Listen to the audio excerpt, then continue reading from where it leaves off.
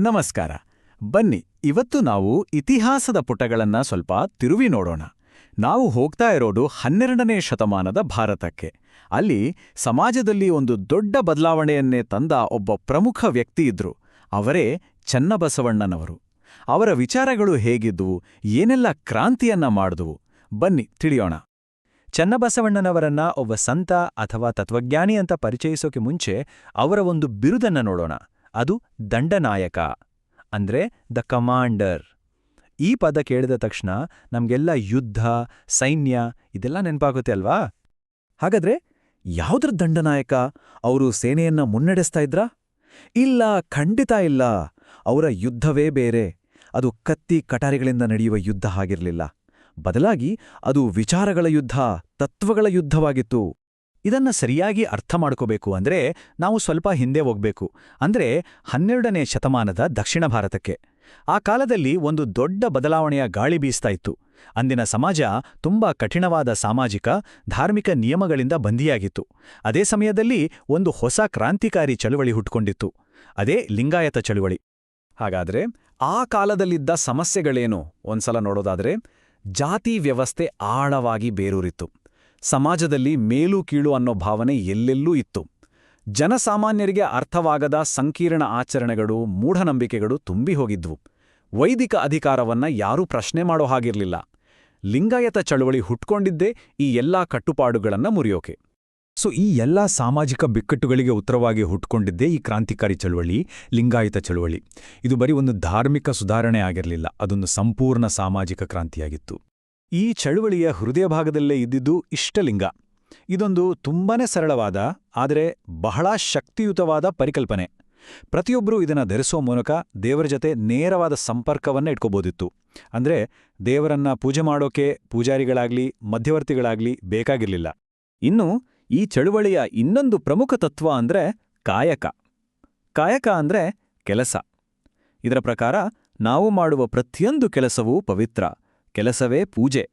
ಅಂದ್ರೆ ಯಾವುದೇ ಕೆಲಸ ಮೇಲಲ್ಲ, ಕೀಳಲ್ಲ.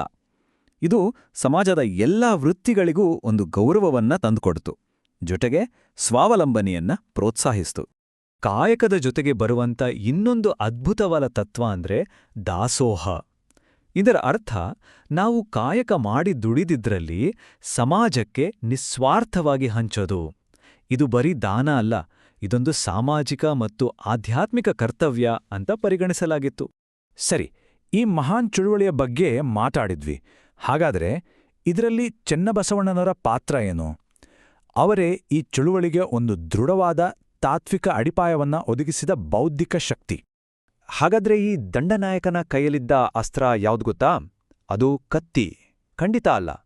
ಬದಲಿಗೆ ಪದಗಳು. ಹೌದು, ಮಾತುಗಳು. ತಮ್ಮ ಸರಳ ನೇರ ಮಾತುಗಳ ಮೂಲಕವೇ ಅವರು ಒಂದು ದೊಡ್ಡ ಕ್ರಾಂತಿಯನ್ನ ಮುನ್ನಡೆಸಿದ್ರು. ಅವರ ಆಯುಧಗಳೇ ವಚನಗಳು. ವಚನ ಅಂದ್ರೇನು? ಅವು ಸರಳ ಕನ್ನಡದಲ್ಲಿ ಎಲ್ಲರಿಗೂ ಅರ್ಥ ಆಗೋ ಹಾಗೆ ಬರೆದ ಕಾವ್ಯದ ತರಹದ ಗದ್ಯ. ಭಕ್ತಿಯನ್ನ ವ್ಯಕ್ತಪಡಿಸೋಕೆ ಮತ್ತು ಸಮಾಜದಲ್ಲಿರೋ ಕೆಟ್ಟ ಪದ್ಧತಿಗಳನ್ನ ಪ್ರಶ್ನೆ ಮಾಡೋಕೆ ಇದನ್ನ ಬಳಸಲಾಗ್ತಿತ್ತು. ಚನ್ನಬಸವಣ್ಣನವರ ಒಂದು ವಚನದ ಆಳವಣ್ಣ ನೋಡಿ. ತ್ರಿರವಿಧ ಕಣ್ಣೆರೆದು ತ್ರಿರವಿಧ ಗ್ರಹಿಸಿ ತ್ರಿರವಿಧ ಪಾಠವ ಮೀರಿ ಕೂಡಲ ಚೆನ್ನಸಂಗಯ್ಯ ನಿಮ್ಮ ಶರಣ. ಇಲ್ಲಿಯೇ ತ್ರಿರವಿಧ ಅನ್ನೋ ಪದಕ್ಕೆ ತುಂಬಾನೇ ಆಳವಾದ ಅರ್ಥ ಇದೆ. ಜ್ಞಾನ, ಭಕ್ತಿ, ವೈರಾಗ್ಯ ಈ ಮೂರನ್ನು ಮೀರಿ ನಿಲ್ಲುವ ಅಂತಿಮ ಸತ್ಯದ ಬಗ್ಗೆ ಅವರು ಮಾತಾಡ್ತಾರೆ. ಇದು ಅವರ ತತ್ವಜ್ಞಾನ ಎಷ್ಟೊಂದು ಆಳವಾಗಿತ್ತು ಅನ್ನೋದಕ್ಕೆ ಒಂದು ಸಣ್ಣ ಉದಾಹರಣೆ. ಅಂದ್ರೆ ನೋಡಿ, ಅವರ ವಚನಗಳು ಬರೀ ಕವಿತೆಗಳಾಗಿ ಉಳಿಲಿಲ್ಲ. ಸಂಶೋಧನೆಗಳು ಹೇಳೋ ಹಾಗೆ ಅವರ ಬರಹಗಳು ಇಡೀ ಶರಣ ಸಮುದಾಯಕ್ಕೆ ಒಂದು ತಾತ್ವಿಕ ಆಧಾರವನ್ನೇ ಒದಗಿಸಿದವು. ಅವು ಚಳುವಳಿಗೆ ಒಂದು ಮಾರ್ಗದರ್ಶನದ ಹಾಗೆ ಕೆಲಸ ಮಾಡಿದ್ವು. ಹೀಗೆ ಚನ್ನಬಸವಣ್ಣನವರು ಬಿಟ್ಟು ಹೋದ ಪರಂಪರೆ ಇವತ್ತಿಗೂ ಜೀವಂತವಾಗಿದೆ.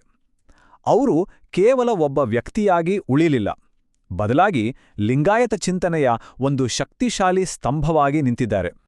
ನೋಡಿ, ಈ ಕ್ರಾಂತಿಕಾರಿ ಚಳುವಳಿಯಲ್ಲಿ ಬರೀ ಒಬ್ರಲ್ಲ, ಅನೇಕ ಮಹಾನ್ ವ್ಯಕ್ತಿಗಳಿದ್ರು. ಬಸವಣ್ಣ, ಅಲ್ಲಮಪ್ರಭು, ಅಕ್ಕಮಹಾದೇವಿ ಇಂಥವರ ಸಾಲಲ್ಲೇ ಚನ್ನಬಸವಣ್ಣನವರದು ಕೂಡ ತುಂಬಾ ಪ್ರಮುಖವಾದ ಹೆಸರು. ಅವರನ್ನ ಅಗ್ರಗಣ್ಯ ಶರಣರಲ್ಲಿ ಒಬ್ಬರು ಅಂತ ಪರಿಗಣಿಸಲಾಗುತ್ತೆ. ಹಾಗಾದ್ರೆ ಚನ್ನಬಸವಣ್ಣನವರು ನಮಗೆ ಕೊಟ್ಟ ಪ್ರಮುಖ ವಿಚಾರಗಳನ್ನ ಒಮ್ಮೆ ನೆನ್ಪು ಮಾಡ್ಕೊಳ್ಳೋದಾದ್ರೆ, ಅವರು ಸಾಮಾಜಿಕ ಸಮಾನತೆಗಾಗಿ ಧ್ವನಿ ಎತ್ತಿದ್ರು, ದುಡಿಮೆಯ ಘನತೆಯನ್ನ ಎತ್ತಿ ಹಿಡಿದರು, ಸಮುದಾಯಕ್ಕೆ ಸೇವೆ ಮಾಡೋದರ ಮಹತ್ವವನ್ನ ಸಾರಿದ್ರು. ಮತ್ತು ಎಲ್ಲಕ್ಕಿಂತ ಮುಖ್ಯವಾಗಿ ಪ್ರತಿಯೊಬ್ಬರಿಗೂ ದೇವರ ಜೊತೆ ನೇರವಾದ ವೈಯಕ್ತಿಕವಾದ ದಾರಿಯನ್ನ ತೋರಿಸ್ಕೊಟ್ರು. ಕೊನೆಯದಾಗಿ ಒಂದು ಪ್ರಶ್ನೆ ಯೋಚನೆ ಮಾಡಿ ನೋಡಿ. ಸುಮಾರು 900 ವರ್ಷಗಳ ಹಿಂದೆ 12ನೇ ಶತಮಾನದಲ್ಲಿ ಹುಟ್ಟಿದ ಈ ಸಮಾನತೆ, ಸೇವೆ ಮತ್ತು ದುಡಿಮೆಯ ಘನತೆಯ ವಿಚಾರಗಳು ಇವತ್ತಿನ ನಮ್ಮ ಆಧುನಿಕ ಜಗತ್ತಿಗೆ ಎಷ್ಟು ಮುಖ್ಯ ಅಲ್ವಾ?